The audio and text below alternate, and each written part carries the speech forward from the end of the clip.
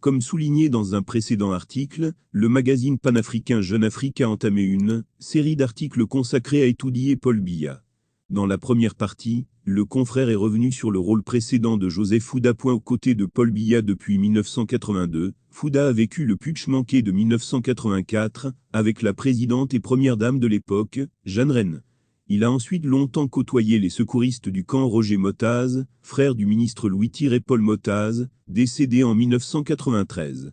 Après être devenu le bras droit du chef de l'État, il a fait des démarches et atteint le grade de contre-amiral. Lorsqu'il n'est plus aide de camp officiel, il est devenu conseiller spécial, ce sont les oreilles du patron, résume un intime du palais.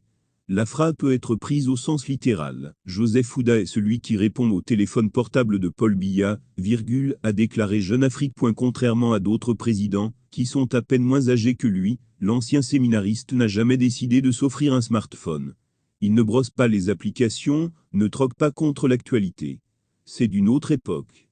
Lui, passé par le contre-amiral qui transmet les requêtes. Ensuite, le président peut vous rappeler s'il le souhaite, poursuit notre source. La voix élue du chef de l'État est rare. Un ancien ministre nous raconte avoir appris sa nomination au téléphone, de la bouche de Joseph Fouda. C'est même arrivé que ce dernier représente officieusement le président lors des négociations à l'étranger. Comme beaucoup a étudié, il profite de la manière dont Paul Biya doit gouverner à distance, analyse un habitué du patron du pouvoir qu'il voit la plupart du temps, raconte un habitué du journal. C'est plus que le directeur du cabinet civil, Samuel Mvondo Eyolo, ou que le secrétaire général, Ferdinand Gongo, qui est fouillé à chaque audience, et reste souvent plusieurs jours sans le patron pour le voir. Se souvient le CONFRE accent grave RE Fouda, est l'officier du 3e étage, mais il n'a pas le même pouvoir sur les appartements privés, martèle un ancien de la garde présidentielle.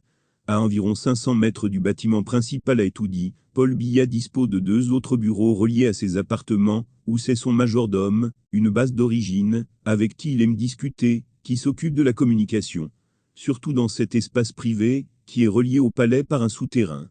Ami de Roger Motaz, neveu de Jeanne Reine Biya, l'officier, n'a jamais été proche de l'actuelle première dame, dont l'influence Paul Biya s'est réfugié dans ses appartements. Il y a un accord cordial entre eux aux yeux des non-initiés. Mais pour les plus expérimentés, pour les justiciers d'Etoudi, l'ambiance est beaucoup plus froide, estime Jeune Afrique.